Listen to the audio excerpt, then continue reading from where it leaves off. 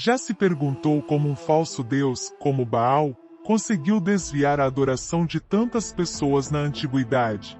A história de Baal mostra como a crença em um poder superior pode facilmente corromper e desviar as pessoas da verdade. Sem dúvidas, é quase impossível abranger todos os versículos do Antigo Testamento que mencionam Baal. Ao examinar com mais atenção, podemos perceber que esse ser se torna um importante protagonista no livro dos Juízes e no tempo dos reis, quando Israel parecia estar se entregando à adoração desse deus pagão.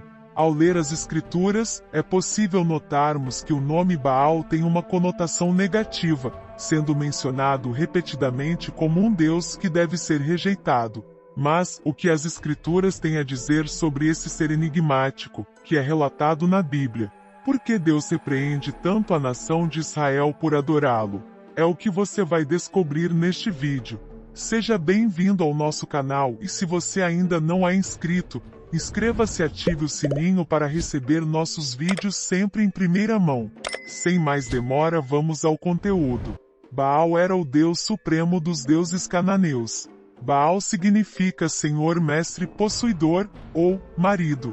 Este termo hebraico passou a se referir ao deus semítico da tempestade Haddad, embora outras divindades locais também fossem chamadas de Baal.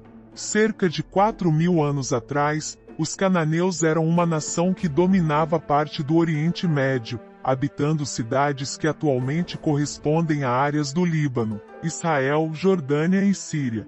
Uma das principais fontes de informações sobre eles é o Antigo Testamento, que relata que as cidades dos cananeus foram exterminadas pelos israelitas após o êxodo do Egito.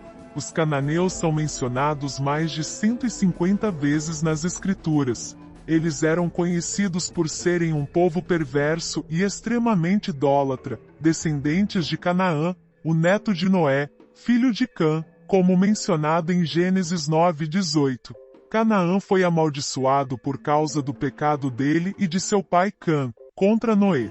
O termo cananeus é usado de forma mais ampla para se referir a todos os habitantes daquela terra, incluindo os heteus, jebuseus, amorreus, conhecidos nas Escrituras por suas crueldades e perversidades.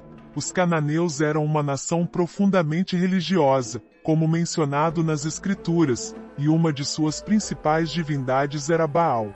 Baal era um deus cananeu e fenício, filho de Eu, e também era conhecido como filho de Dagon, o deus da agricultura. Ele representava o ciclo da fertilidade e renascia na primavera após morrer no outono, sendo ofertados os primeiros frutos. Por estar associado à fertilidade, era frequentemente acompanhado pela deusa da sensualidade, Astarte. Em artefatos arqueológicos, Baal é frequentemente representado como um touro ou carneiro. Seu nome significa Senhor, e era usado como um título para Deus da tempestade.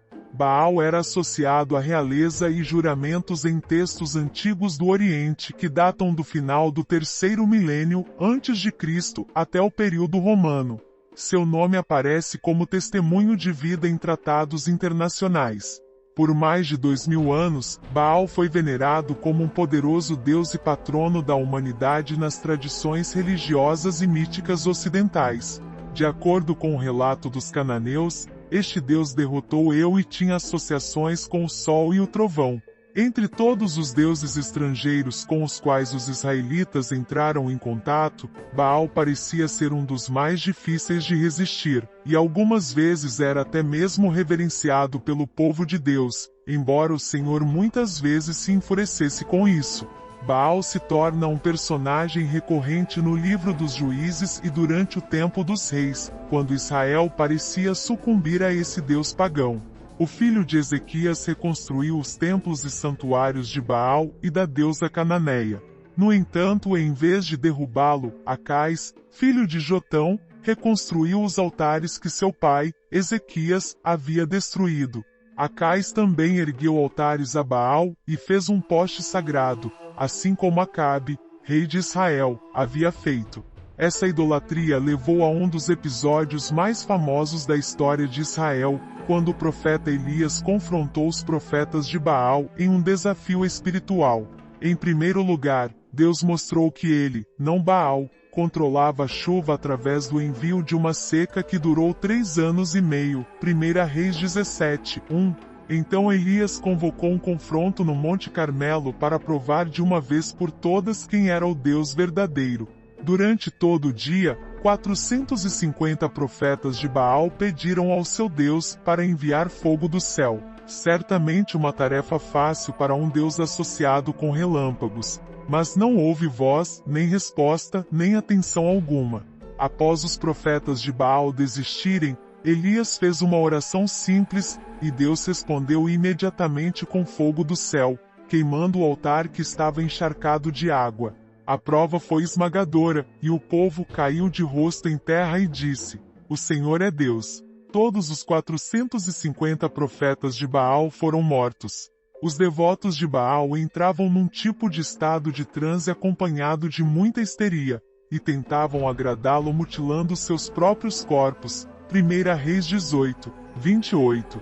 Na antiga cidade síria de Ugarit, os arquivos da Idade do Bronze descrevem Baal como o patrono da casa real e protetor da cidade, revelando mais detalhes sobre esse personagem divino. Desde a sua redescoberta em 1929, arqueólogos têm recuperado centenas de textos mitológicos, éticos e rituais escritos em uma escrita cuneiforme alfabética provenientes de um local costeiro. Baal, revelado nesses textos, é retratado como um guerreiro poderoso e agressivo que disputa a realeza entre outros deuses. Ele é filho de Dagon, o deus dos grãos, e irmão da violenta donzela Nati. Baal é associado ao Monte Safão, identificado como Gedel e o pico mais alto da Síria. Ele também é descrito como controlador dos ventos e tempestades e protetor dos marinheiros. Como um deus da tempestade, é retratado como um guerreiro divino e provedor de fertilidade natural na forma de orvalho e chuva. Sua presença nos céus é manifestada por nuvens escuras, ventos fortes, trovões e relâmpagos. A adoração a Baal incluía, às vezes, o sacrifício de crianças, algo que vimos alguns reis israelitas se envolverem posteriormente. Por um tempo, Salomão pareceu ter se envolvido com essa divindade, apesar dos esforços do Senhor para dissuadi-lo. Os israelitas se envolveram demais com a cultura cananeia e adotaram suas práticas, incluindo a adoração a Baal. No livro de Mateus capítulo 12, versículo 27, Jesus chama Satanás de Belzebu, confrontando o diabo a respeito de Baal-Zebub, uma divindade filisteia. Baal no Antigo Testamento era simplesmente demônios disfarçados de deuses. Em resumo, toda idolatria é uma forma de adoração ao diabo. Deus, é claro, não tinha amor ou tolerância para com as práticas abomináveis daqueles que adoravam Baal, exigindo que Israel expurgasse esses rituais e imagens pagãs de seu meio. Quando o fizeram, a misericórdia de Deus foi abundante. Quando não o fizeram, seu julgamento foi severo. A história de Baal nos lembra da importância de estarmos sempre vigilantes e comprometidos em seguir o caminho correto, evitando cair em tentações de falsos deuses ou ídolos que podem nos afastar da verdadeira adoração e propósito de nossas vidas.